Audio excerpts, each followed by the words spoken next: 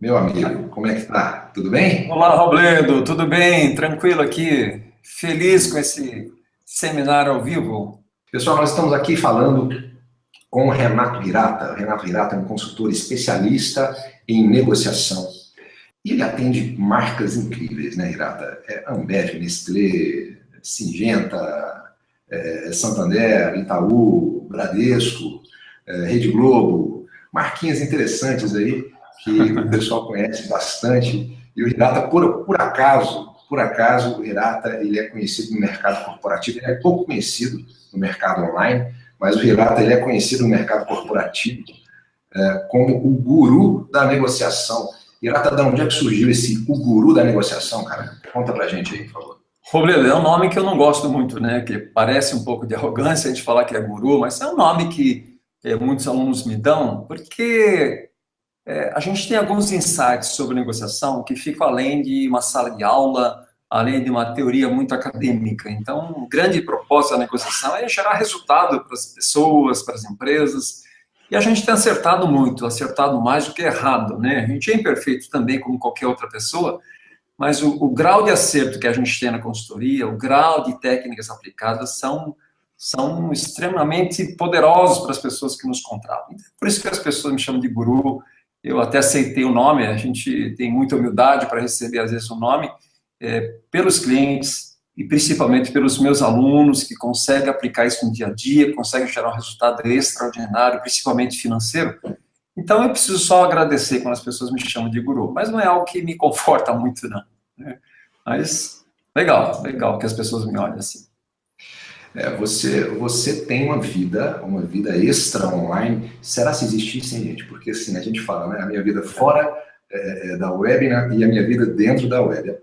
Enfim, a sua vida fora da web foi uma vida extremamente vencedora É, a colocar as marcas que você atende, né? pois é, Léo. Você deve ter tido muitos desafios, né, nesse meio tempo. Então, Renata, para a gente começar e entregar um conteúdo maravilhoso, eu queria que você primeiro se apresentasse às pessoas. Eu te apresentei um pouquinho aqui, mas ninguém melhor para Legal, contar a história como você mesmo, não é? legal, E o que nós estamos fazendo nesse momento aqui? O que as pessoas podem pois esperar de é, você?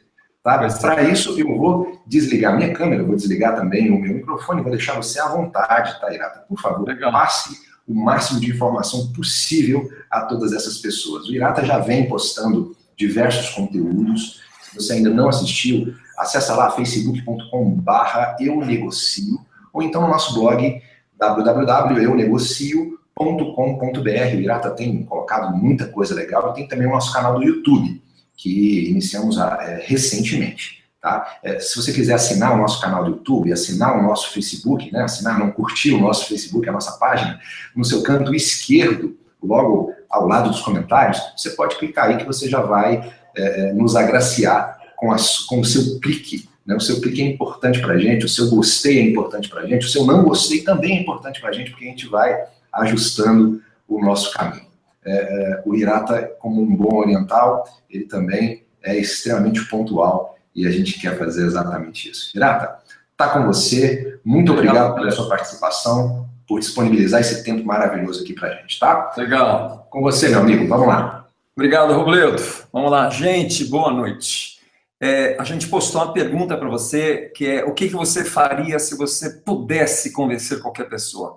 Poucas pessoas responderam, mas deve ser uma pergunta mágica para você. Já imaginou se você pudesse ter uma ferramenta extraordinária aonde você estivesse, seja como vendedor, como negociador, como executivo, ou em qualquer lugar que você estivesse, você pudesse convencer qualquer pessoa? Essa é uma pergunta que alguém me fez e eu não sabia responder. Eu acho que eu faria tudo na vida, eu conseguiria tudo que eu quisesse na minha vida. Grande parte das pessoas se concentram em estudar, em ter conhecimento técnico, mas se preocupam muito na arte de influenciar pessoas, na arte de vender ideias, na arte de vender conceitos. E eu sou engenheiro, me formei em engenharia, e grande parte de tudo que eu fiz foi ter conhecimento técnico, porque eu sempre achei que conhecimento técnico, tendo um know-how nas coisas, eu poderia ter sucesso. E não estava errado. O grande problema é que as grandes ideias muitas vezes morrem no mundo corporativo, ou morrem no mercado, porque a gente não sabe oferecer aquela ideia, não sabe oferecer o conceito, não sabe oferecer Por exemplo, empresa. Quando eu percebi que isso era importante, eu já era executivo de banco, principalmente na área comercial, eu comecei a perceber que eu precisava aprender isso. Então, fui estudar tudo que você possa imaginar. Fui estudar negociação profundamente, fui estudar vendas profundamente, fui estudar estratégia profundamente. Só que tudo isso ainda era meio padrão. Eu precisava estudar coisas muito mais profundas do que se ensina no mundo acadêmico, no mundo que a gente chama do business. Fui estudar psicologia profundamente, principalmente linguagem hipnótica. Fui estudar hipnose com muita profundidade. E aí eu comecei a perceber que, dependendo da forma com que você fala com as pessoas, o resultado é extraordinário. Uma simples inversão de ordem, uma simples inclusão de uma palavra, ou uma simples pergunta pode transformar aquela relação, que poderia ser uma relação conflituosa, em algo muito poderoso, que é um fechamento, que é um acordo. Então, hoje, a aula de hoje, a gente vai falar de uma forma bem prática para você, os grandes truques psicológicos que esses negociadores, esses vendedores usam e muitas vezes não sabem que estão usando.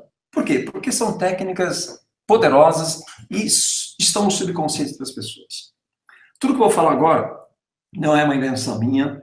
A ciência, a sociologia, os psicólogos que estudam a sociologia entendem que existe um fenômeno na mente das pessoas pelas quais elas seguem.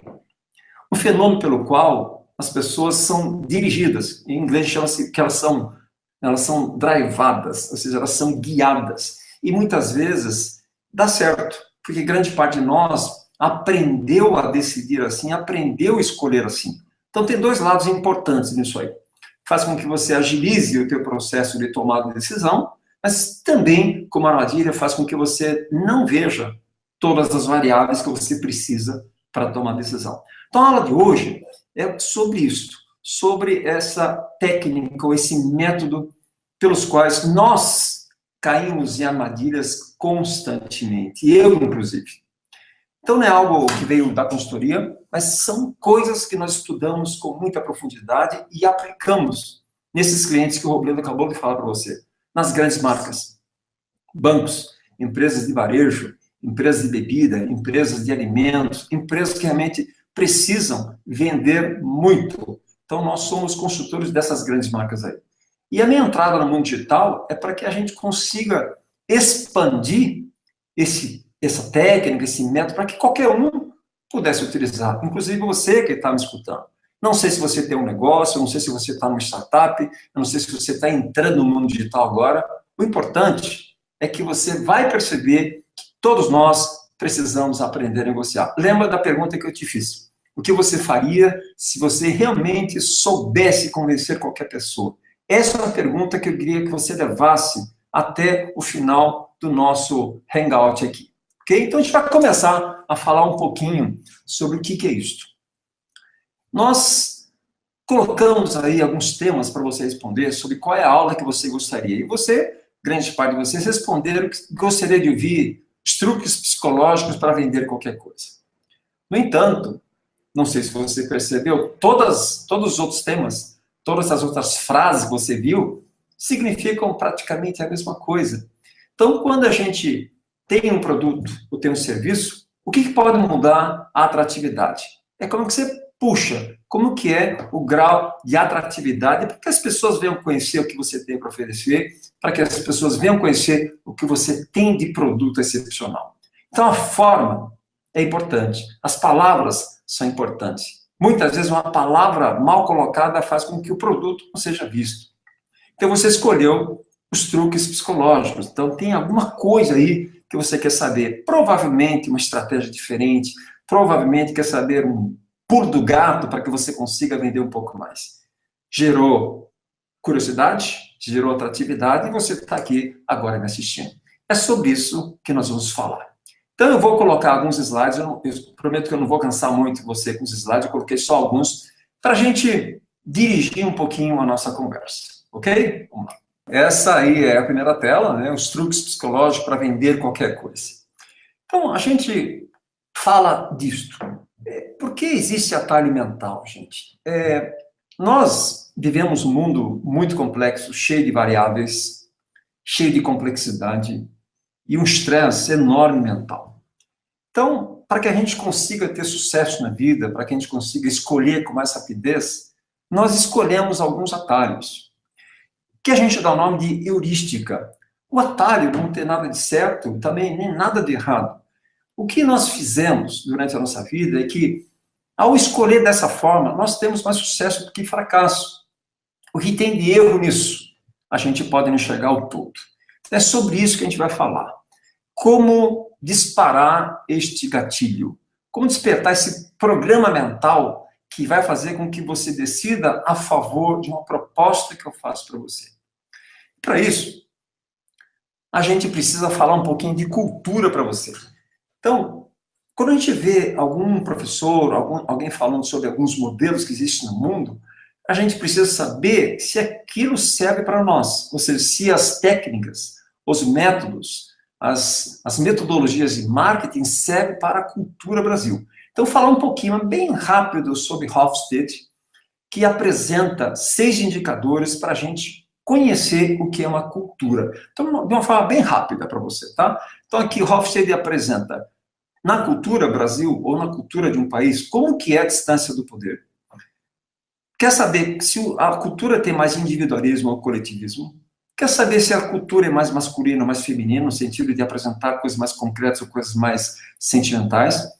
Hofstede quer saber também se a cultura, ela evita incertezas, se ela tem dificuldade de acertar incertezas. Quer saber também se a cultura é focada no curto prazo ou no longo prazo. Quer saber também se a cultura é um pouco mais livre ou um pouco mais restrita. Então, vou te apresentar agora Cultura Brasil. Hofstede faz essa pesquisa todos os anos, isso aqui está atualizadíssimo, isso já é de 2014. Pouca coisa se mudou, não é fácil você mudar uma cultura de um país. Então, pouca coisa se mudou em termos de indicador, né? Então, veja assim o gráfico que eu vou colocar para você. Esse gráfico representa, de 0 a 100, qual é a intensidade de cada indicador. Então, no primeiro indicador, eu estou mostrando para você a distância do poder. Então, você começa a notar aí que a distância do poder é muito alta. Isso significa que o brasileiro dá importância para a autoridade, dá importância para a hierarquia, dá importância para quem manda. Esse é o grande estilo do brasileiro, comando e controle.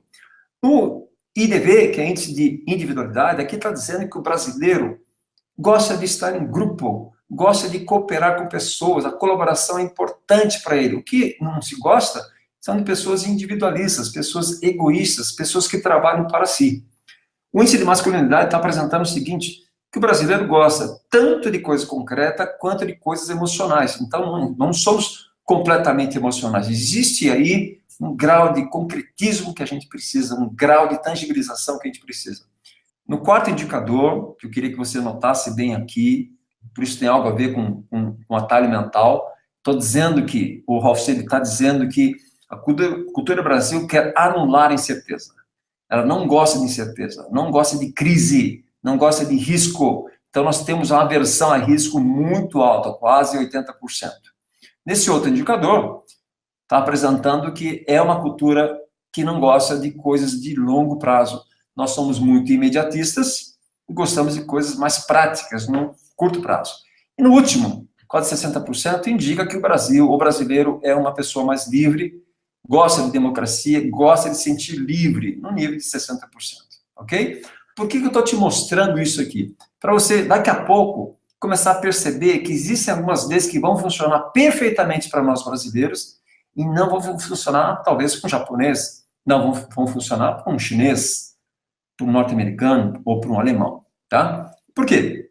As pesquisas que nós vemos no mundo são para qualquer pessoa, mas vai depender da cultura que você está instalada. Existem algumas leis, alguns atalhos mentais, alguns recursos que servem para nós como luva. Ou seja, você em marketing que quer usar isso apoiado na cultura Brasil, o teu sucesso é praticamente garantido, né?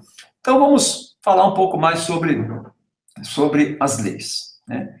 Essas são as leis que, se você conseguir utilizar, a probabilidade de sucesso que você tem visto na sua oferta, na sua proposta, será extraordinariamente alta. A intensidade disso é alta. Por quê? De onde vem isso? Isso vem de pesquisa.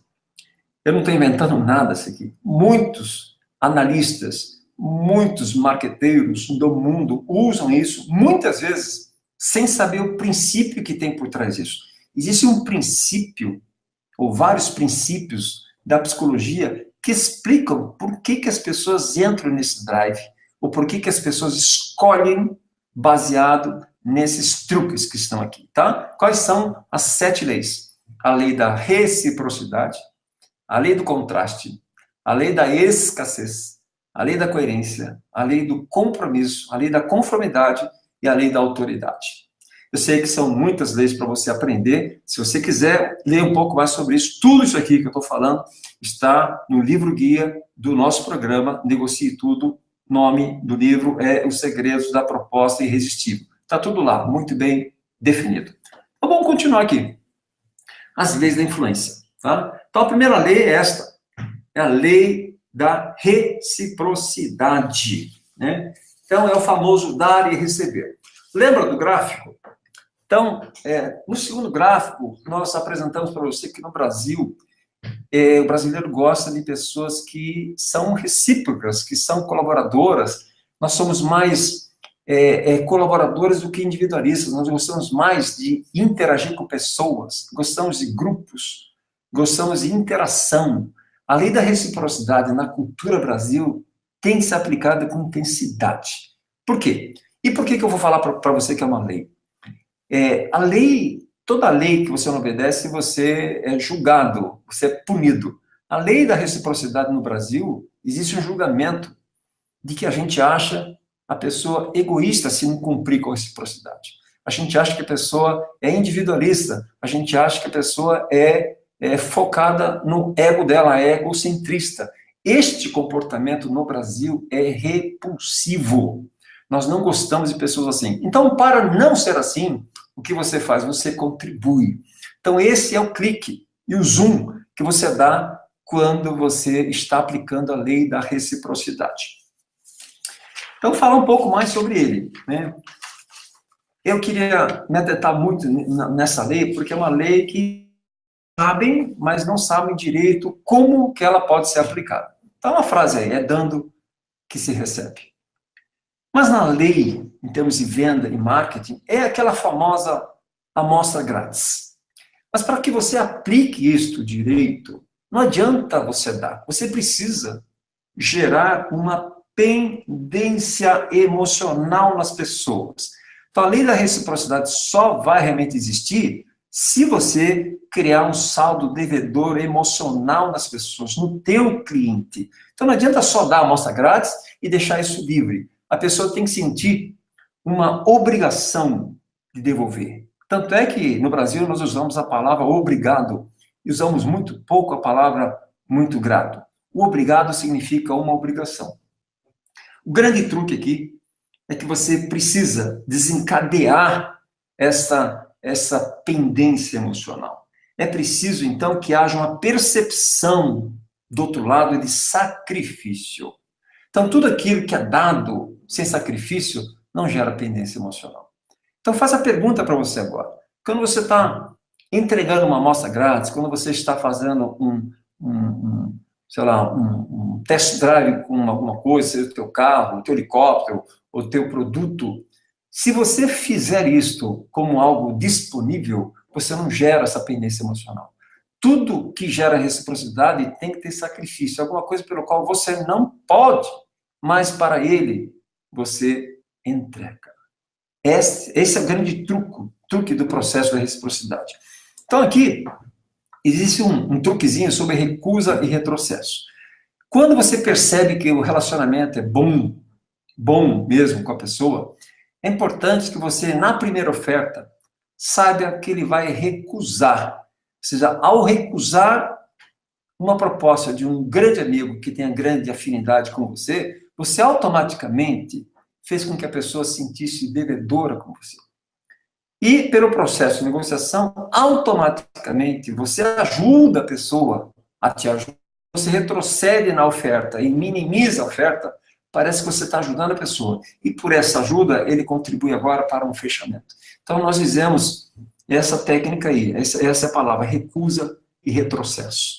Você faz uma oferta para que haja uma negativa e você sabe que será recusada, e automaticamente, para ajudar a pessoa, você faz uma pequena concessão. Essa concessão é vista como uma reciprocidade que você entregou para a pessoa.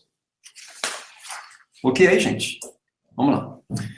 A segunda lei, que é uma das leis que eu adoro falar, é a lei do contraste. O que é um contraste? Tá aí, está escrito. A luz é mais intensa na escuridão. Quando a gente fala do contraste, eu preciso te dar uma experiência sobre isso aí. Imagine que você possa colocar as suas mãos em dois baldes diferentes. A tua mão direita num balde quente, a sua mão esquerda num balde gelado. Deixa a mão quente um pouquinho lá, a mão fria no balde esquerdo, e automaticamente você põe as duas mãos juntas num balde de água morna. Você vai reparar que a mão direita, que estava muito quente, começa a ficar fria, e a mão esquerda, que estava muito gelada, começa a ficar quente. Então, o que aconteceu? A realidade é que a água estava morna, mas a percepção de cada mão, ela é diferente. Então, por que eu gosto muito dessa lei? Quando nós ensinamos negociação, nós ensinamos o seguinte: os negociadores não negociam fatos puros. Quando estamos na negociação, nós negociamos percepção de fato. E a grande sacada do negociador é fazer mudança de percepção.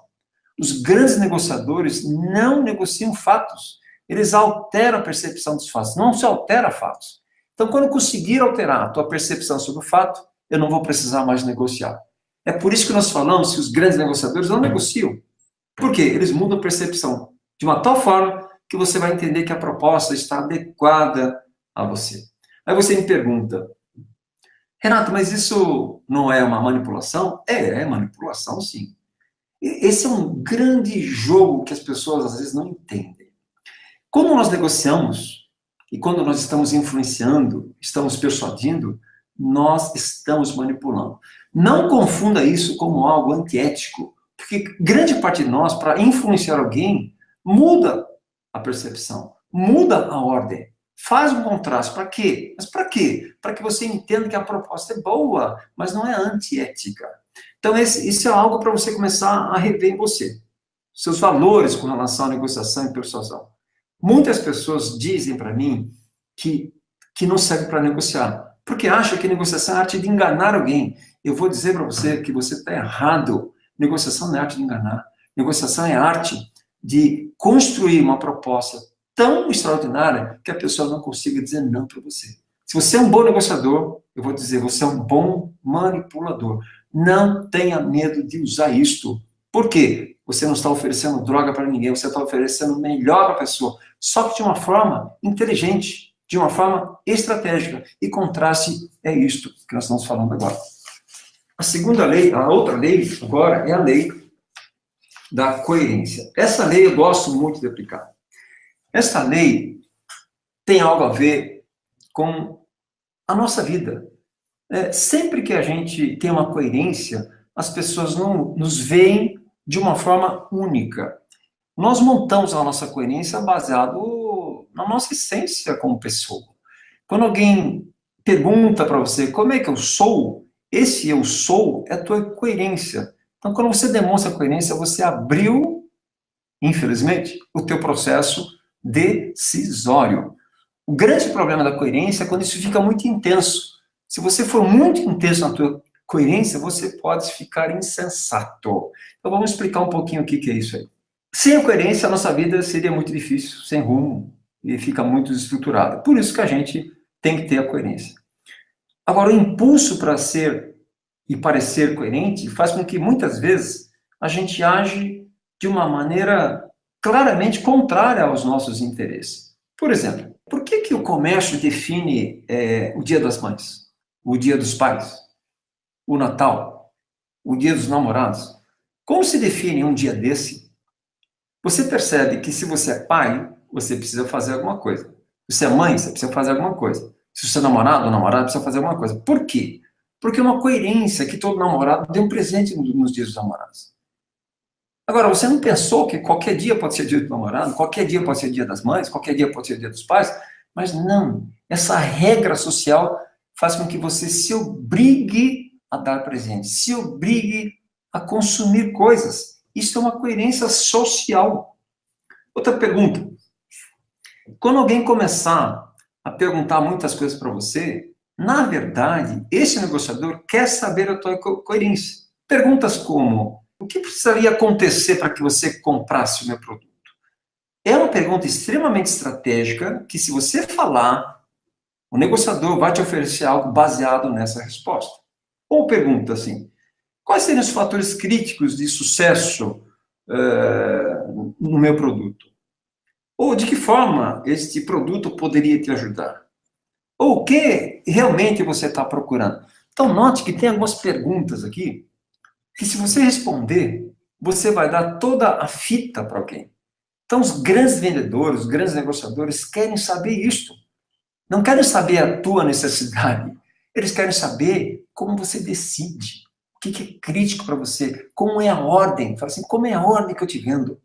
Como que é a tua coerência? Como que é a sequência pelo qual você iria babar, você iria brilhar o seu olho para mim? Isso chama-se coerência. Então, você que está me ouvindo agora, pare de ficar buscando necessidades e interesses. Busque coerência. Porque se você buscar isso, a pessoa entrou numa armadilha psicológica. Por quê? Agora é uma pressão interna que você está fazendo. Ela é obrigada a seguir essas regras que ela construiu durante toda a sua vida. Então, ela vai obedecer, querendo ou não querendo, o produto que você tem para vender, o produto ou serviço que você tem para oferecer. Existe aqui em seguida a lei do compromisso, né? Na lei da congruência, veja o que está na tela aí, né? Quando alguém toma uma decisão, a posição é assumida e o motivo agora fica sensato. Quando as pessoas compram baseada na posição que é assumida, isto dá para ela um motivo de explicação.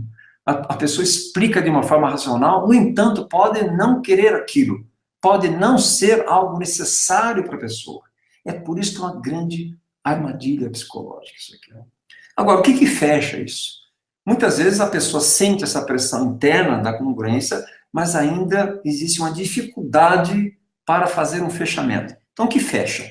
É a lei do compromisso. O que é a lei do compromisso?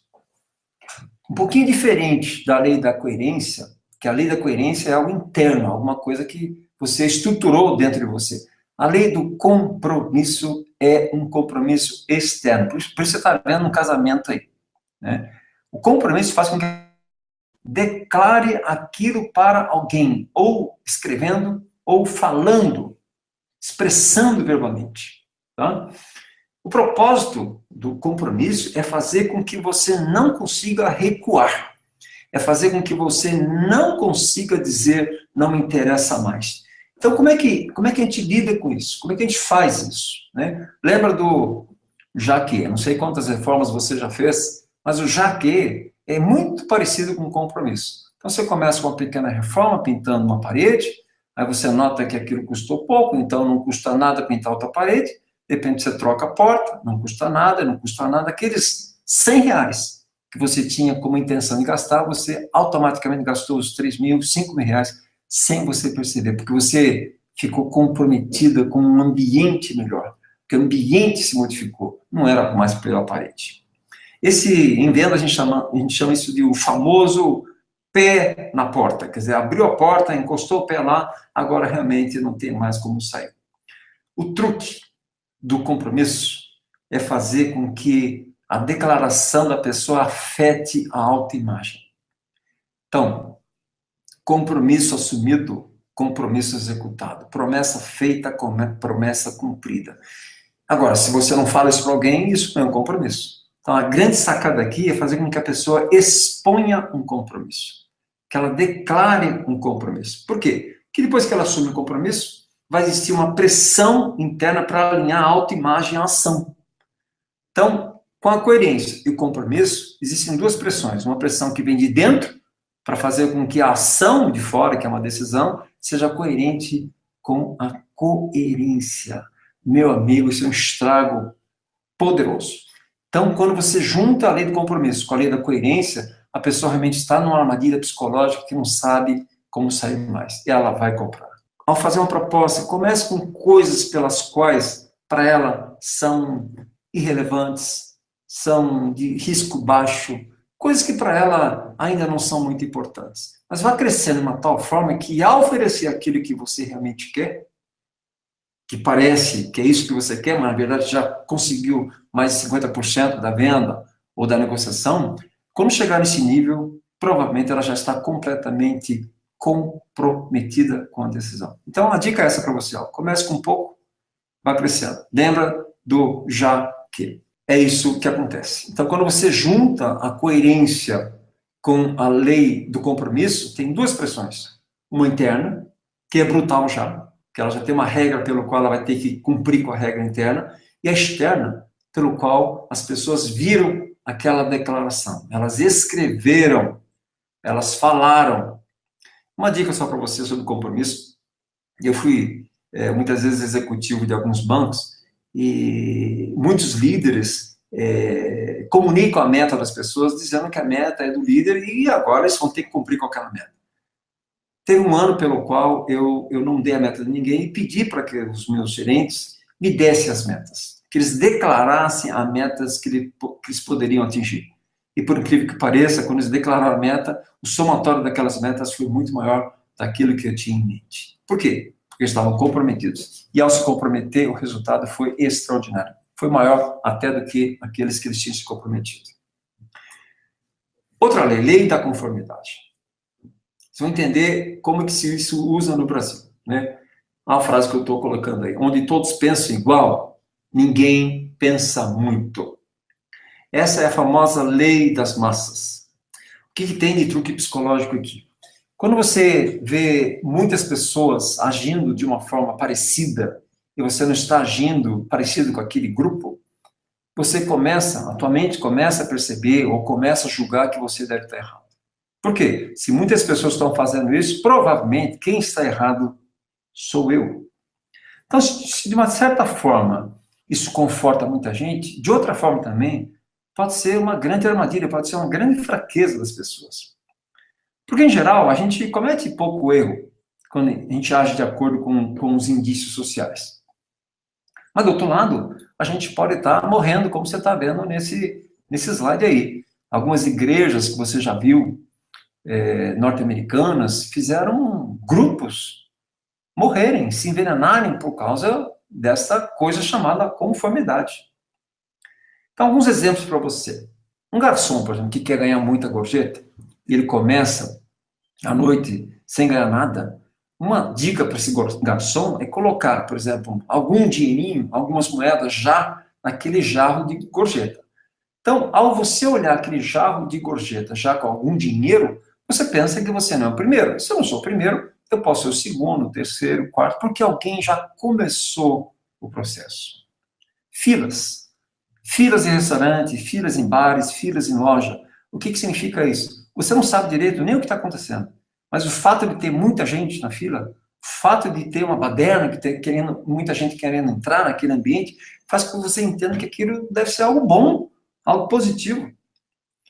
Algumas igrejas colocam fila de pessoas para se curar, fila de pessoas para darem depoimentos, fila de pessoas para darem dízimo. Então, qual é o conceito, qual é o truque psicológico que tem por trás disso? Significa o seguinte, se muita gente está fazendo, quem está errado sou eu. Se muita gente doa aquilo, e eu não estou doando, devo ser diferente, devo fazer igual. Outra questão interessante, que às vezes você não entende por que algumas empresas de bebidas ou de alimentos querem e brigam pelo market share maior. O que é o market share? É fatia do mercado. Por que esse indicador é importante para as empresas? O market share maior significa que você consegue provar que muitos consumidores consomem o teu produto. E se muitos consumidores consomem o teu produto, significa que o produto é bom. Não sei se é exatamente nessa proporção, mas é por isso que se briga pelo market share. É por isso que muitas empresas querem ter uma fatia cada vez maior do mercado. Você achou que era pelo volume? Não é só por isso. tá? É pelo indicador de conformidade. Agora, tem outro fato interessante na conformidade, você vai perceber agora o que está acontecendo no Brasil. Quando a gente se sente inseguro, você sabe por que eu estou falando isso com relação a nós? Ou quando a situação é nebulosa, ela é ambígua, ela tem incerteza, a probabilidade de a gente aceitar o que os outros estão fazendo é muito grande. Então, a lei da conformidade, ela entra em ambientes de grau de incerteza muito grande. Ou seja, se eu errar, não estarei sozinho. Então, vamos seguir o que todo mundo está fazendo. E o que está acontecendo no mercado hoje? Então, quando o brasileiro começa a ver a crise se alastrando, começa a ver empresas quebrando, os investimentos começam a cessar, a escassez do dinheiro começa a ver, e aí essa cadeia de não produzir e não consumir vai gerar o que está acontecendo aqui. Isso vai ficar cada vez pior, por causa da lei da conformidade. Essa é a frase que eu quero que você pense. Então, na lei da conformidade, eu não quero que isso aconteça comigo. Então, o arrependimento de estar errado é muito grande. Tão grande que se eu errar com o grupo, eu vou ter um pequeno alívio. Ou seja, eu não errei sozinho. Tem muito mais gente errando comigo. Vamos para outra lei. A lei da autoridade. Essa lei é importante e deve ser usada no Brasil. A lei da autoridade, ela se aplica, às vezes, a países que têm uma autoestima muito baixa. Você acha que no Brasil a nossa autoestima é baixa ou é alta? Nós damos muita importância para técnicas do mercado norte-americano, para métodos japoneses, para professores de grandes escolas, e parece que a gente aqui no Brasil não tem nada. Então, nós damos importância para quem vem de fora. Então, aqui se aplica muito isso. O fato de você trazer um expert para dentro da tua corporação faz com que as pessoas respeitem muito mais, talvez, alguém que conheça profundamente o teu negócio. Então, aí que está um grande show que o consultor dá, tá certo? Muitas vezes ele fala, muitas vezes o que alguém fala internamente, mas se ganha uma fortuna para falar o que é óbvio. E ganha-se fortuna por causa da autoridade. Então, nós damos importância para títulos, certificados, símbolos, grandes institutos, grandes marcas, tudo aquilo que faz com que a pessoa tenha poder sobre uma sugestão. Então, quem tem autoridade não negocia. Quem tem autoridade manda. Quem tem autoridade simplesmente recomenda. É como se fosse um médico. Um médico na tua frente não vai negociar nada com você. Um médico na tua frente vai ver o teu diagnóstico, não vai fazer uma recomendação, vai mandar você fazer exame, vai mandar você fazer uma terapia, vai mandar você tomar aquele medicamento. Não se negocia. Então, a lei da autoridade é algo que você não sabe direito o que acontece, mas você vai seguir. Podemos usar a lei da autoridade, e você vê isso nos grandes golpistas, vestindo roupas que, ao olhar para a roupa, um terno bem alinhado, um penteado discreto, uma mala bem vista, uma forma de falar que dá seriedade, você olha para a pessoa e parece que é confiável essa pessoa. Os grandes golpistas usam esse estereótipo da autoridade. Quer dizer, você confia num cara desse sem ao menos provar nada daquilo que ele está falando? Pois é, meu amigo. Em negociação, a gente usa isso também, mas não para tapear pessoas, no sentido de realmente fazer com que a pessoa acredite numa informação. Então, a grande dica é, quando você começar a dar uma informação para alguém, dê uma informação que seja imparcial.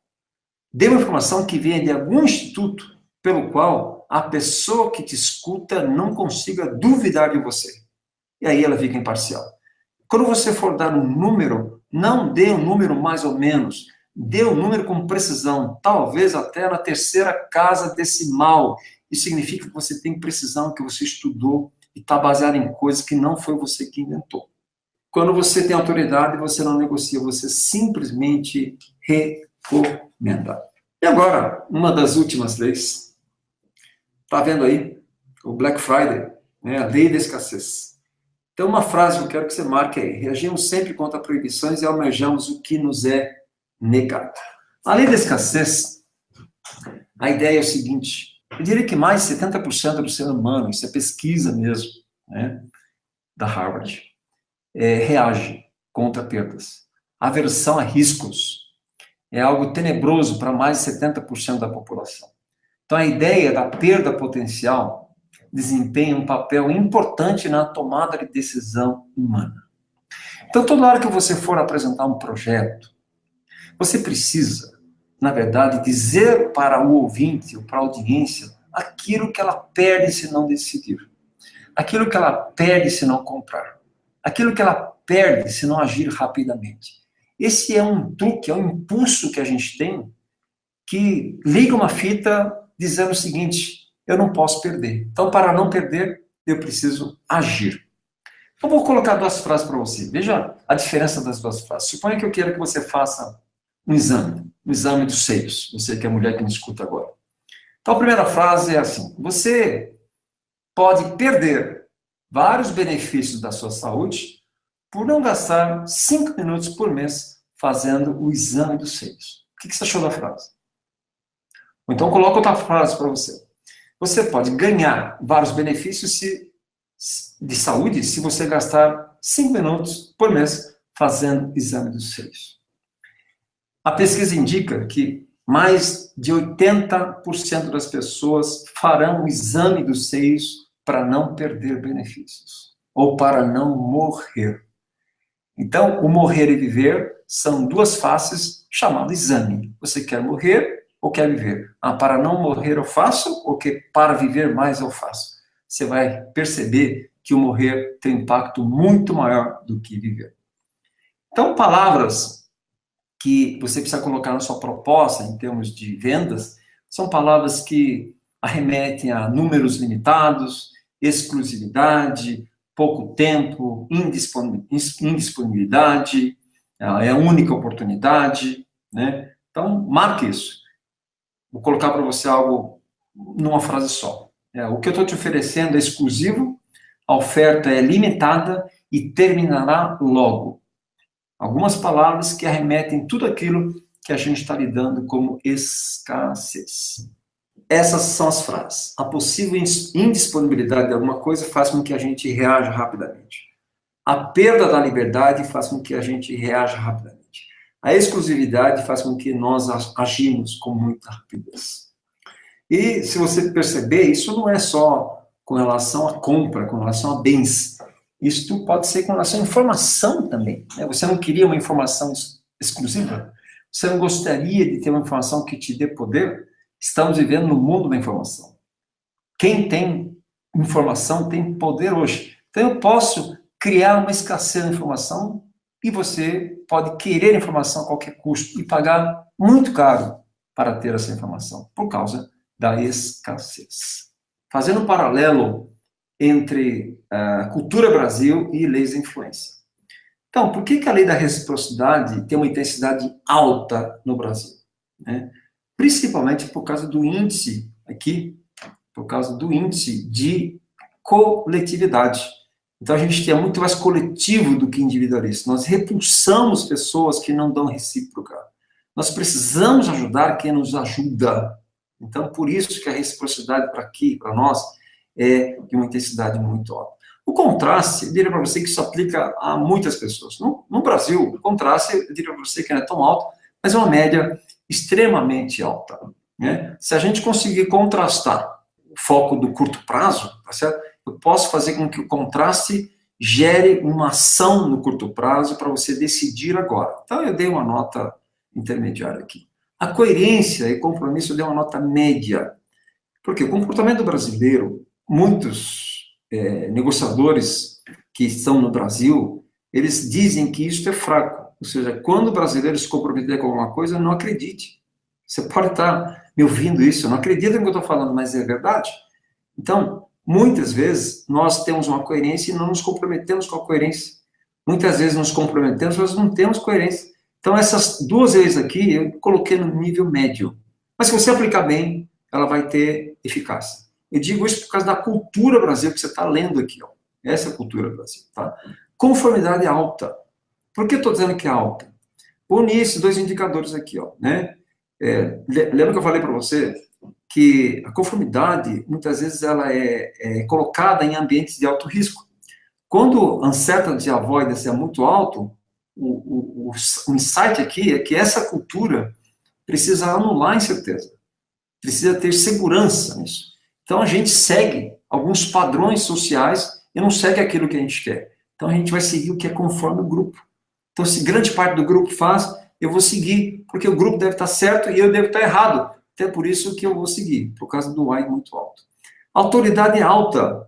Então, se a gente dá muita importância para expert, muita importância para institutos, muita importância para certificações, principalmente internacionais. Por quê? PDI. PDI a 70% nos dá uma informação dizendo o seguinte, quanto mais alto for isso, mais eu obedeço. Quanto mais alto o poder, mais eu obedeço. E aqui o indicador é muito alto. Então, essa estratégia aqui é para ser usada com intensidade. Escassez média para baixa. Média alta, vamos dizer assim, tá? Então, pessoas que movimentam a decisão no curto prazo, quanto mais escasso, quanto mais indisponível for alguma coisa, mais vontade tem de tomar decisões. Povo muito livre, tá certo? Um povo livre não quer rigidez, não gosta de regulamento, não gosta de regras. Então, as pessoas vão fugir de regras, por causa da liberdade que existe aqui, em função da escassez. Agora tem uma coisa interessante, Hirata, que eu estava prestando atenção aqui na tua explanação. Você colocou aí todas as leis, né? Agora eu queria perguntar um negócio para você. Você fez 5 sugestões de títulos, como você disse no início. Você fez 5 sugestões de título para a nossa audiência escolher o que elas gostariam. Mas todos eles estavam interrelacionados. Correto? Por que as pessoas, então, escolheram o tema os truques psicológicos para vender qualquer coisa? Aonde é que se explica isso? O brasileiro, de uma forma geral, gosta de vantagem, né? Então, quando nós falamos a palavra truque, isso arremete a uma coisa chamada assim, eu vou me dar bem, eu vou realmente ficar na frente das pessoas, eu vou ser vitorioso, porque um truque, pouca gente sabe. Um truque, ele é escasso. Um truque, pouca gente sabe, porque se muita gente souber, aquilo não é mais truque. Um truque desvendado não é mais truque.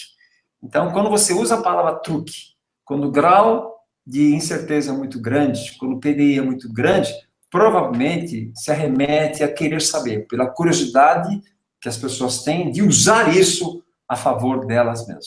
Provavelmente a palavra truque não seria muito bacana numa cultura oriental, numa cultura japonesa. Mas uma cultura chinesa, provavelmente cairia perfeitamente. As pessoas que conhecem um pouquinho do mercado online, que de repente estejam conosco aqui assistindo a esse webinário, com certeza já ouviram falar dessas leis, já ouviram falar sobre a reciprocidade, o contraste muito pouco, tá? Muito pouco se fala sobre o contraste. Na lei da escassez. Então, assim, já ouvimos falar, mas eu acredito que não sabiam profundamente o quanto isso é importante e a forma como elas poderiam utilizar, porque no momento em que você deu aquele critério, não é? Aquele critério mediante o que é a população brasileira, como a população brasileira reage. Então, no momento em que eu vejo aqueles critérios, eu fico imaginando um gerente comercial, um diretor, fazendo o planejamento dele de como convencer os seus clientes e multiplicando isso para os seus liderados. Não é? Você ensina as pessoas a fazerem isso, Hirata? Isso. A transformarem essas leis em quase um script da forma como elas realmente devem fazer para convencer as outras pessoas. Como é que você faz isso no dia a dia? Porque você falou, achei lindo. Tá ok, mas como é que se faz isso? Nós atuamos no planejamento estratégico comercial dessas empresas que você viu aí, né? São grandes empresas. Agora, a grande empresa, além do planejamento comercial, tem um planejamento estratégico enorme. Então, a gente sempre foca um produto especificamente para usar as leis versus o comportamento. Então, a gente desce no nível do detalhe de um produto chamado de iogurte, por exemplo, tá? E nesse produto, a gente elabora todo esse plano estratégico da venda, da oferta, no PDV, lá no PDV mesmo, lá no início da operação de vendas. Agora, a gente pode usar isso também para qualquer tipo de empresa de pequeno porte também. Se você tem uma loja, por exemplo, ela vende cosmético, tá certo? Então, a primeira coisa que a gente tem que saber, assim, como é que você atrai as pessoas para dentro da loja? Como é que as pessoas se sentem atraídas? Tem um truque psicológico na vitrine. Então, se a vitrine é mal colocada, as pessoas não entendem direito o que você está propondo. A gente como consumidor, às vezes passa na frente da loja, não entende direito aquela bagunça que está sendo exposta ali, tá? Então, tem uma técnica por trás de contar uma história por trás da vitrine. E a partir daí, a gente tem que criar um contraste entre aquilo que ele está vendo e aquilo que ele vai encontrar. Se você não gerar um contraste na vitrine, a pessoa não sabe o que você está propondo. Então, por exemplo, suponha que eu vá vender para você uma Land Rover. Eu só vendo, certo? A Land Rover custa 400 mil reais. Só que na vitrine eu não vou colocar uma Land Rover. Eu vou colocar uma Ferrari, 2 milhões de dólares. A exposição da Ferrari vai atrair muita gente? Vai, porque você quer ver a Ferrari. E ao olhar o preço de uma Ferrari, 2 milhões de dólares, você vai comparar automaticamente com a Land Rover de 400 mil reais. Esse truque psicológico a gente usa várias e várias vezes sem a pessoa perceber que está usando a lei do contraste. Então, eu muitas vezes sou contratado para usar a lei da influência dentro de um ambiente de vendas. A gente usa isso no vestuário, em loja de carro, qualquer tipo de comércio, até mesmo uma feira, se você quiser.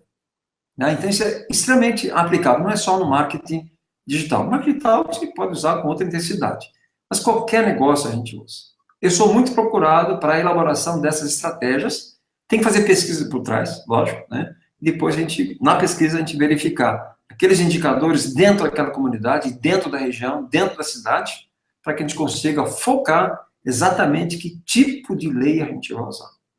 Mas é interessante isso que você acabou de falar.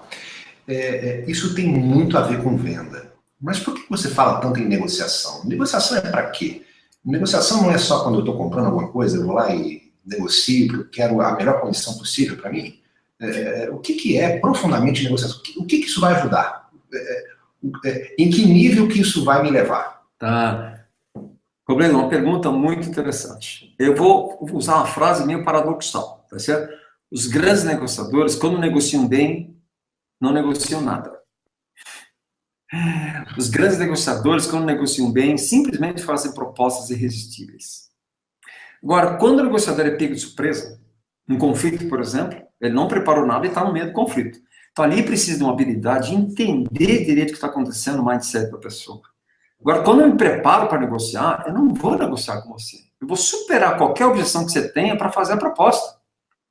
Grande parte do negociador se prepara tanto para que não haja negociação, para que não haja conflito, para que não haja objeção. Então, aí está o processo da venda. Então, os grandes negociadores são bons vendedores. Agora, os bons vendedores podem não ser bons negociadores, porque se ele não souber lidar com conflito, ele não vai conseguir ter um bom acordo. Então, por isso que tem que ter um amplo leque de conhecimento de negociação. Você quer ser um bom vendedor, você tem que saber negociar antes de vender o que você está querendo. Isso se aplica a drogarias, isso se aplica a educadores físicos, isso se aplica a marketing digital, se aplica a serviço, produto, se aplica a tudo. Se aplica na vida, né? A gente já acorda negociando, né? A gente já acorda negociando conosco mesmo, com o nosso corpo, né? Com o nosso mau humor, com a nossa energia. Então, toda hora você está entrando no processo de negociação, porque tem uma polaridade que você tem que trabalhar, uma positiva ou negativa. Se é tudo positivo ou tudo negativo, você não tem negociação. Mas quando tem polaridades diferentes, tem um processo de negociação. Então, eu gosto muito de explanar um pouco esse conceito de negociação, porque tem gente que ainda acha que negociação lembra uma atividade comercial. Negociação lembra vendas. Lembra, mas é muito mais do que a gente possa imaginar. Muito mais. Tá? Então, o que a gente faz? A gente ensina as pessoas a se entender melhor, para que eu consiga fazer uma proposta melhor para você. A gente ensina as pessoas a mapear melhor o comportamento das pessoas, para que a proposta seja adequada. Tudo que a gente ensina é para que a proposta de negociação seja aceita. Isto é, amigo Robledo, manipulação, mas não é venda. Estou vendendo nada para você. Mas você me disse uma coisa aí que, bom, eu não sei se você falou exatamente isso ou não. Eu preciso entender a outra pessoa, mas eu preciso me entender. Você precisa se entender, porque muitas vezes você usa alguns gatilhos que não são os gatilhos que precisam ser utilizados lá. Então, quando você aprende essas influências, você começa a perceber que você tem alguns gatilhos que você usa com muita frequência. E aquele gatilho pode não funcionar para a pessoa. Então, a partir do momento que você tem essa percepção, essa consciência de como você funciona, estrategicamente agora você sabe o que você pode usar com outra pessoa. E como é que eu vou fazer essa análise para saber que tipo de negociador que eu sou? Nós temos um programa extremamente complexo que a gente aplica nas corporações, aonde a gente mapeia o comportamento do negociador, para que ele tenha autoconhecimento, né, de saber quais são os pontos fortes dele como negociador e que tipo de gatilho ele usa de uma forma inconsciente. Então, um assessment que a gente tem, uma avaliação de estilo como negociador. A gente precisa disso. Isso é no mundo corporativo. A gente aplica esse programa por mais de 20 anos, é um programa de sucesso, na verdade é um best-seller que a gente tem aqui na consultoria. A gente mapeia a pessoa para que ele consiga perceber onde que ele tem que trabalhar, onde é que ele tem que se desenvolver. A partir daí... Nesse programa completo, o que contempla esse programa completo? Como é que ele chama? O que ele realmente faz? O programa completo chama-se Negociação Estratégica. É um programa amplo, tem um viés da Harvard. A gente usa muito a Harvard pelos conceitos extraordinários que eles têm lá. O programa é um dia, uma vivência, uma experiência que a gente tem com as pessoas de um dia, são 8 horas, e a gente tem muito roleplay. A gente faz as pessoas experimentarem dinâmicas e situações extremamente críticas para que ela consiga gerar um acordo. Tá? No programa, além de eu estar com a pessoa, eu faço coaching depois que as pessoas saem do programa. Então, a pessoa tem uma avaliação de perfil, a gente desenha, na verdade, que tipo de estratégia essa pessoa pode utilizar no dia a dia dela, ou como empresário, como executivo, e depois tem um acompanhamento, que são as aulas gravadas já, para que ele consiga lembrar de tudo aquilo que a gente praticou em 8 horas. Esse é um programa corporativo que a gente tem, um programa praticamente in company que a gente tem, não está aberto o programa.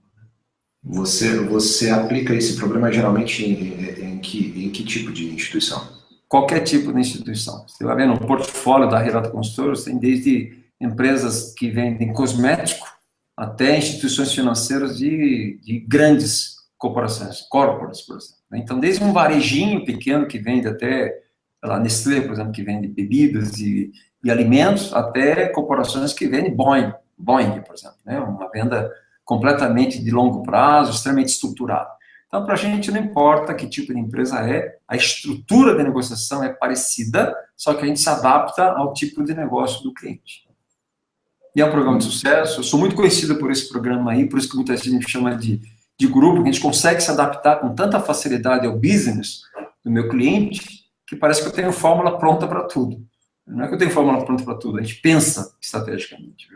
E você atende tantos mercados que você acaba entendendo, né, diversos problemas, né, que existem. Então, eu desenvolvo o perfil desse negociador, eu ajusto as potencialidades que ele tem versus as leis que ele precisa utilizar para aquele negócio dele, não é? E eu ainda tenho um acompanhamento pessoal, né? O Hirata ali junto, como se fosse um coaching, né? Com essa pessoa. Mas esse programa, ele está aberto? Qualquer pessoa pode acessá-lo? Como é que é? Robledo, a gente acabou de fazer uma turma, é um programa complexo, né? Para praticamente só 20 pessoas. Então, a gente aplica ele a cada 2 meses. Tem fila de espera já para esse programa. E quando ele é aberto, tem poucas pessoas. Quando ele é fechado, aí a gente tem uma agenda enorme para aplicação do programa, porque ele é in company. Mas o programa aberto, a gente aplica ele a cada trimestre, um programa desse. A gente já acabou de aplicar e não está aberto por enquanto. Né? Mas quanto é que seria isso? Eu entendi que é muito valoroso. Né? Entendi que é muito valoroso. Se as pessoas quiserem acessar agora, esquece, não tem condição. Vocês estão me ouvindo agora e querem programa, é só escrever para o Robledo ou escrever para mim, que vocês ficam na fila de espera que a gente comunica para você. Veja que tem no programa. Tem uma intervenção minha para entender exatamente o que você precisa em termos de negociação. A gente customiza o programa para esse grupo, por isso que é um grupo pequeno. A gente avalia o perfil psicológico e dá uma fórmula pronta para a pessoa sair daqui e aplicar no dia seguinte. Então, é um mix de treinamento com consultoria e coaching. Um programa que sai na faixa de R$ 5.000, um programa desse por pessoa. Por isso que são poucas pessoas. Eu sei que houve uma solicitação para você desenvolver um programa online. Sim. E o seu programa online ele é incrível sobre negociação. Que programa é esse? Fala um pouquinho para a gente, para a nossa audiência, o que é esse programa, o que ele realmente contempla, e o que as pessoas podem esperar de resultado. Robledo, como é que surgiu essa demanda do programa virtual, né? Como a gente aplica o programa em grandes corporações, até às vezes tem restrições de executivos, né? Alguns executivos não fazem o programa, a não ser que ele seja mais barato. Então, tem alguns bancos que eu atuo, bancos de varejo, de grandíssimo porte no país, que o RH, por exemplo, me pediu algo mais leve, mas que eu não estivesse em sala de aula. Então, eu desenvolvi o programa para alguns bancos que tivessem essa conotação de ter algo extremamente complexo, mas que pudesse ser ensinado de uma forma virtual. Então, ele foi desenhado para alguns clientes que eu tenho. E o programa está disponível agora. O programa contém 8 aulas. Existem 2 aulas ali, que são as aulas de superação de objeção e linguagem hipnótica, que cada uma delas são 2 aulas. Porque é um tema extremamente complexo. A superação de objeção é que tipo de perguntas você faz para que você consiga dar uma solução na objeção. E linguagem hipnótica é técnica profunda, técnica de comunicação com o inconsciente, né? São 2 aulas também. As outras aulas são sempre uma aula. Então, a gente começa sempre com o conceito da negociação, baseado na Harvard, depois vai percebendo como é que as pessoas conversam, como é que as pessoas influenciam, começa falando sobre leis de influência, e vai caminhando, até chegar nas últimas aulas, que é o nosso Plus. É ali que está a grande diferença do meu curso, do nosso programa aqui na Hirato Consultores, perante os outros programas, que é o ensino dos truques da hipnose dentro do processo de negociação. Esse programa chama-se Negocie Tudo. É um programa com essas 8 aulas, tem o nome de Negocie Tudo, né? E hoje, Robledo, o que a gente está fazendo é divulgando com mais intensidade o programa, que está escrito, que está gravado já há um tempo. Então, a gente vai de novo divulgar, a gente divulga o programa com uma periodicidade muito pequena, a gente não divulga ele toda hora, então, talvez umas 2 vezes por ano só esse programa vai pro ar. E agora é o momento de a gente explicar que esta aula, por exemplo, que você está assistindo aí, ela vai sair do ar rapidamente, não vai ficar no ar. E as pessoas que estão escutando agora vão ter a oportunidade de conhecer o programa mais profundamente. Nesse exato momento, né, o programa Negocie Tudo, você que está me escutando, você que percebeu agora o quanto é importante você saber negociar, você que percebeu agora o quanto isso pode agregar de valor para o teu negócio, você que percebeu que se você não aprender a negociar, você talvez não consiga ganhar o dinheiro que você quer, Negocie Tudo pode te ajudar. São 8 aulas virtuais, você pode assistir em qualquer lugar do país, no teu tablet, no teu celular, no teu computador. As aulas ficam disponíveis para você por muito tempo, talvez até 2 anos. Hoje a gente está divulgando o programa. Quer saber o valor? É um programa que está baseado nesse programão de R$ 5.000, né? A gente só extraiu o programa gravado, né, para oferecer para as pessoas que estão escutando agora, né? O programa custa, nesse exato momento, R$ 697. Esse é o custo, é o investimento do programa, das 8 aulas já gravadas, que vai desde negociação estratégica até linguagem hipnótica. Esse é o preço do programa atual.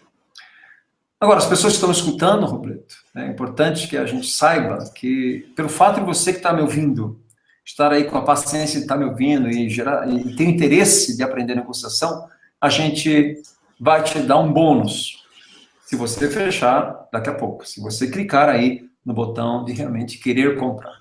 O programa sairá por R$ 4.900, nesse exato momento. Essa, eu não digo que é uma promoção, esse preço vai ficar um tempinho para as primeiras pessoas só que comprarem.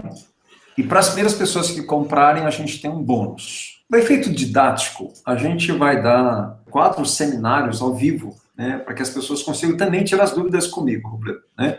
Só que a gente não entrega tudo, porque às vezes a pessoa se perde. Ela quer começar da oitava aula para a primeira aula, então ele perde toda a sequência. Então a gente entrega uma aula por semana. Ou seja, em 8 semanas você tem um curso todo. Então, e nesse interim, as pessoas vão interagindo comigo porque querem tirar dúvidas, querem rever alguns conceitos. Então eu vou, na verdade, repetir o que eles tiveram de aula e, na verdade, tirar dúvidas como se fosse uma mentoria, né, do programa Negocie Tudo. E nessas mentorias ao vivo, a gente começa já a falar de como que ele usa no dia a dia dele, como é que ele pode replicar isso, como é que ele pode usar de uma forma pragmática no dia a dia, no negócio da pessoa. Tá? Uma bagatela para você estudar com o guru da negociação. O homem que já treinou mais de quantos mil executivos, Irada? Cara, mais de 25 mil, né? Esse número já não... já não é mais isso. Já perdi a conta. Pode clicar no botão, você pode adquirir de uma forma muito fácil. A gente está utilizando o Hotmart para isso. É a maior plataforma e a mais confiável plataforma de venda de produtos online. E o mais interessante, assim que você adquirir o teu produto, você já vai ter acesso, assim que for aprovada a tua compra, você pode ter acesso direto à plataforma. Robledo, uma coisa importante para nós é o seguinte, a gente não está aqui para falar qualquer coisa. Negociação é uma coisa, é um tema tão bonito de aprender, que hoje, por exemplo, a Harvard, só fala um pouquinho do que a Harvard faz. A Harvard hoje treina diplomatas, treina pessoas para mediar guerras no mundo. A gente vive no mundo de guerra, a gente vive no mundo de conflito. As pessoas, os divórcios são maiores do que os casamentos, as amizades se desintegram com rapidez, os desacordos são mais rápidos do que os acordos. Então parece que a gente está vivendo um mundo cada vez mais isolado, parece que a cisão de relacionamentos, de empresas e pessoas é maior do que a fusão.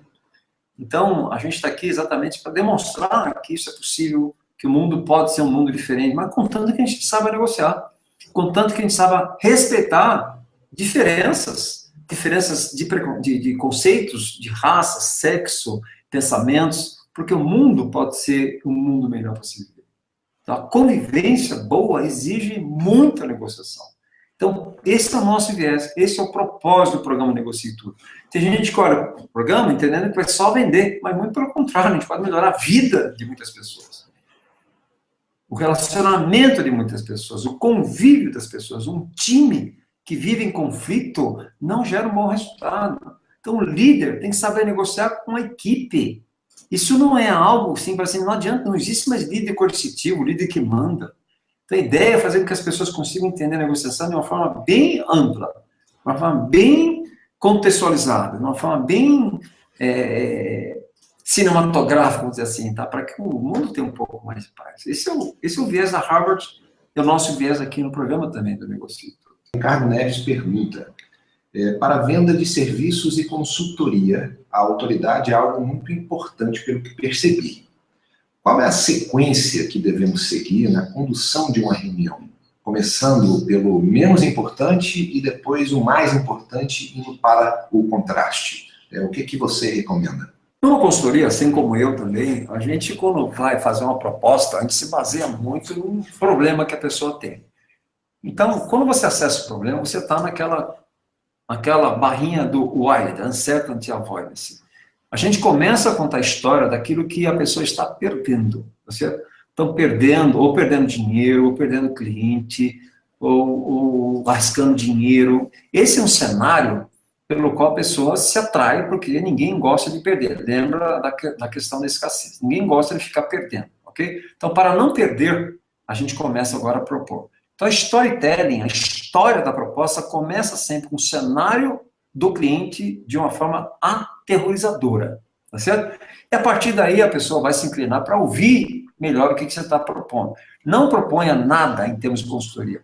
Começa a propor o que você pode ajudar e quais são os pontos críticos pelos quais você pode ajudar. Porque quando você começa a falar do know-how da consultoria, você começa a ficar chato. Porque as pessoas muitas vezes não querem saber como aquilo funciona, elas querem saber qual é o resultado daquilo lá.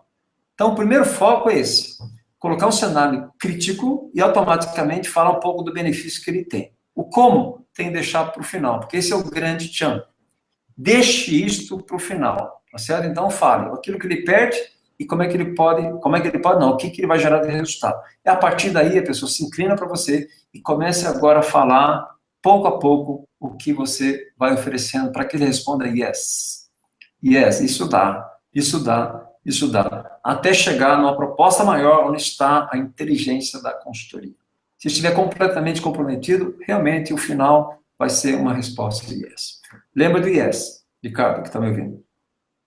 Quando a pessoa responde yes, a mente quer mais yes. Então, quando você oscila a cabeça para a pessoa dizendo yes, é isto, refraseando,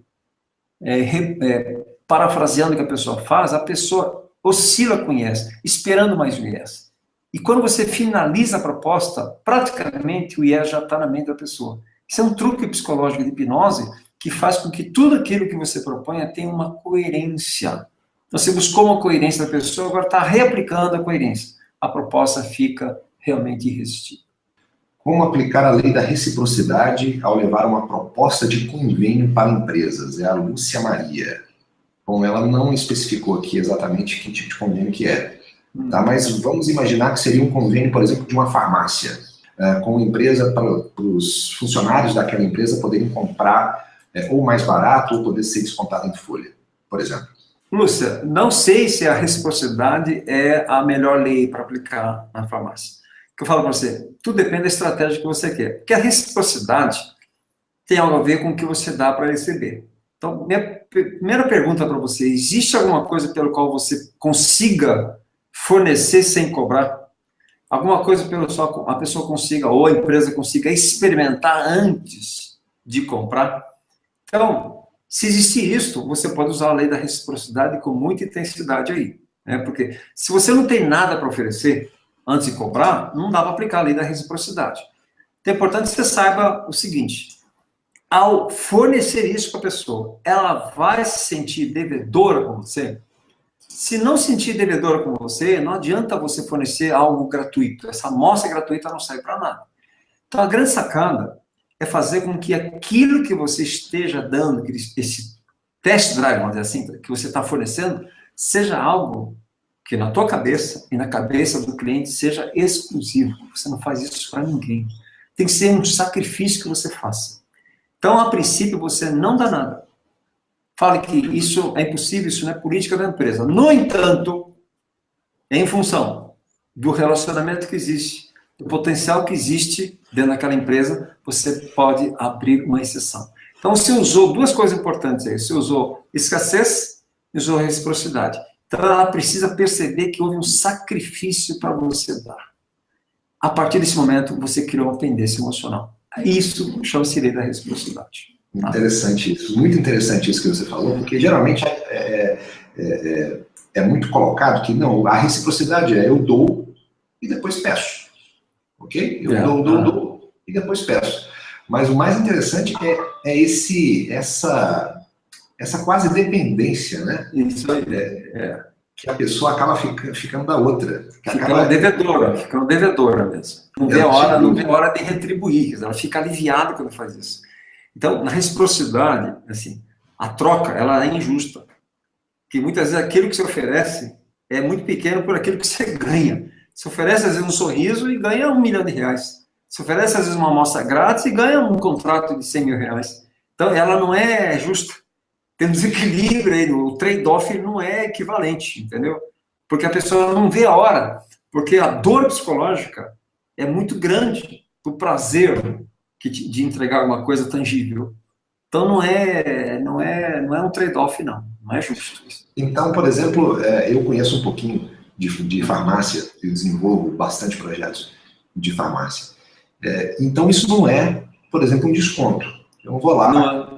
Não é um desconto. Isso não é reciprocidade. Né? Porque se o cliente entende que aquilo já estava pré-programado, está pré-programado, não tem sacrifício nenhum.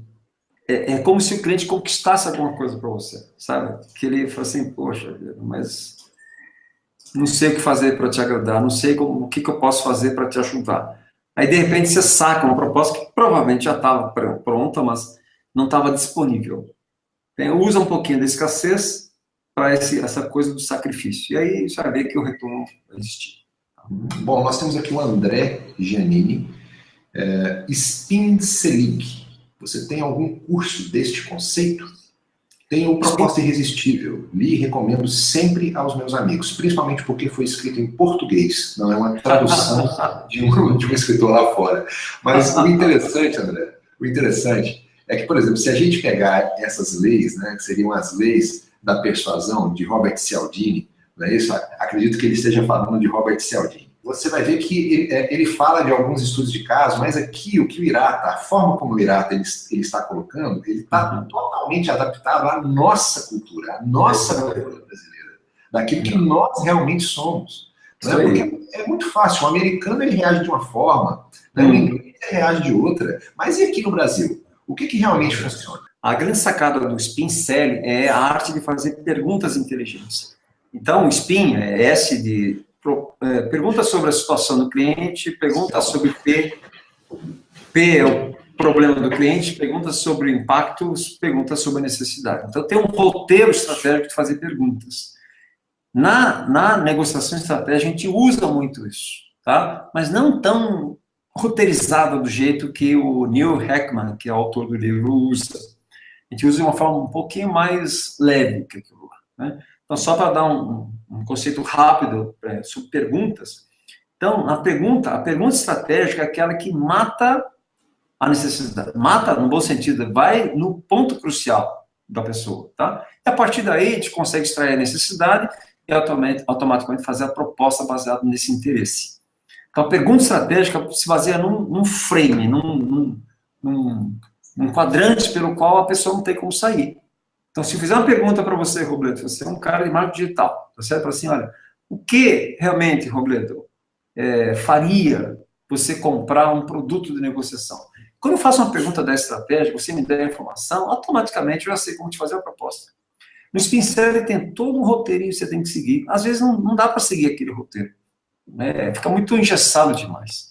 A gente usa ele, sim, um cara, um pesquisador, Neil Heckman estudou isso profundamente, aquele modelo dá certo. No entanto, aqui no Brasil tem que fazer pequenas adaptações, como vocês estão vendo falando sobre cultura brasileira. Renato, você tem o livro Os Segredos da Proposta Irresistível. Isso. Né? E os segredos da proposta irresistível tem tudo a ver com negociação. Tem tudo a ver. Perfeito. Aonde é que eu compro em livrarias esse livro? Ele está disponível em livrarias? O livro tem praticamente, está quase esgotado o livro. Né? O livro foi editado pela consultoria, por nós mesmos, e praticamente não existe mais nas livrarias. Né? Tem alguns aqui, exemplares.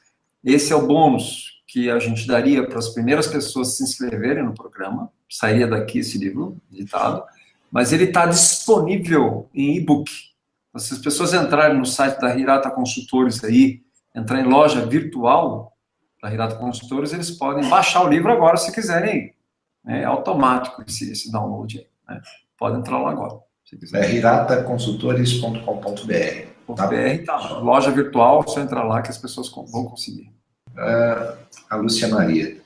Estou abrindo uma farmácia e estou tentando estabelecer alguns convênios. Que truques você indicaria para obter êxito?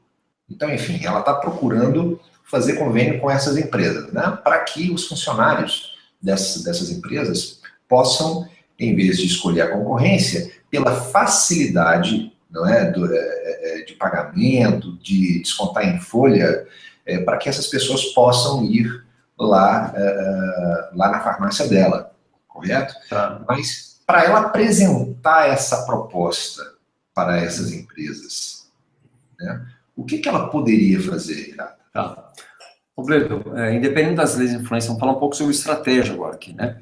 Então, quando a gente não tem uma proposta muito clara do que você quer resolver, você fica falando de um monte de benefícios que às vezes não são necessários, né? Então, o que eu quero dizer para você, por exemplo, quando eu pergunto para a Lúcia, né?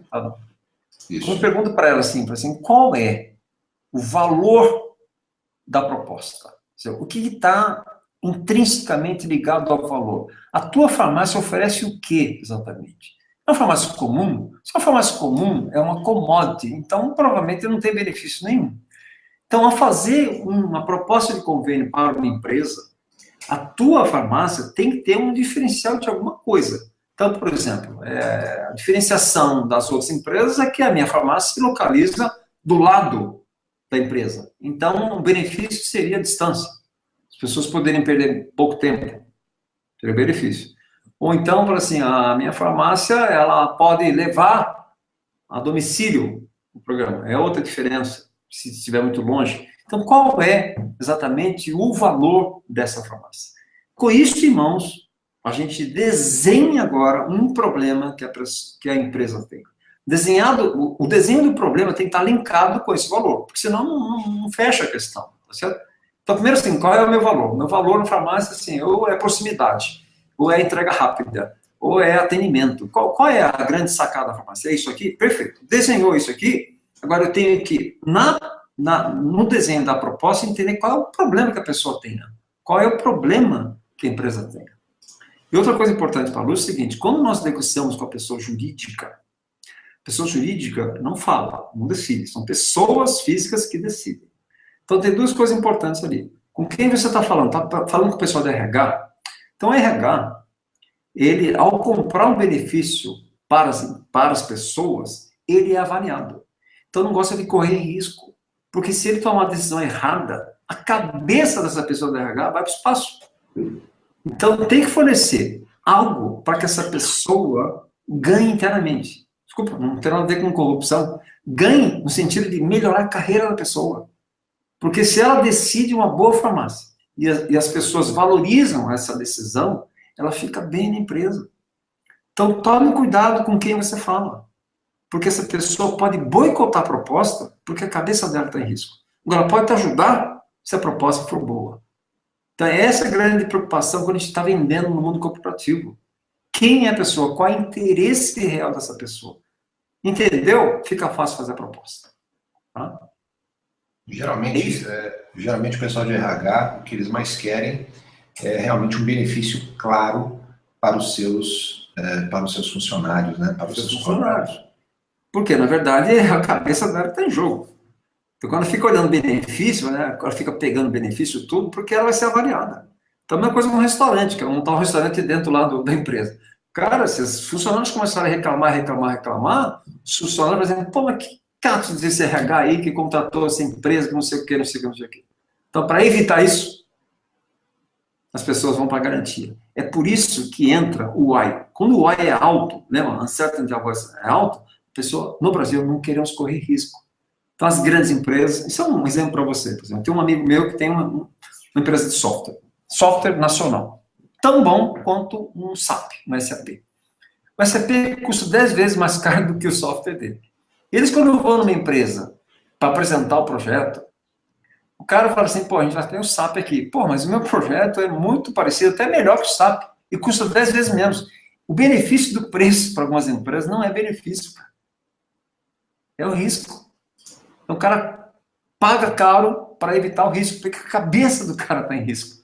A gente fica toda hora testando benefício, preço, mas muitas vezes não é isso que se compra. Compra-se credibilidade. Autoridade. Essa é a lei que está vista aí. Então, é importante ela. Isso que você está me perguntando seria assim, esse tipo de pergunta, num programa mais complexo, a gente desenha uma estratégia sob medida. Sob medida. E a gente pode fazer isso nos nossos seminários. Os seminários intermediários é para que a pessoa consiga me perguntar esse tipo de coisa, a gente começa já a desenhar uma estratégia para ela usar imediatamente.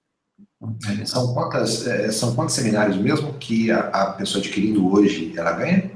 4 webinários. Né? 4 webinários. Então, além das 8 semanas de curso, né, que são 8 módulos, sim, além das 8 semanas, para ela poder aplicar, no meio dessas semanas ainda vão ter esses webinários. E interessante, pessoal, é que, lógico, se você participar ao vivo, é muito melhor que você pode fazer a sua pergunta e Virata, ele vai te responder como consultor, certo? Sim, lógico.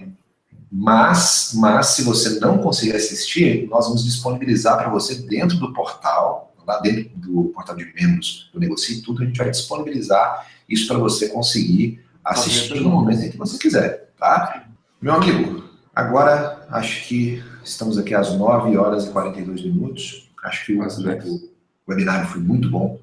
Tá. E você entregou muita qualidade naquilo que você falou. Eu quero agradecer a todos vocês que nos ouviram, que nos viram através aqui da internet.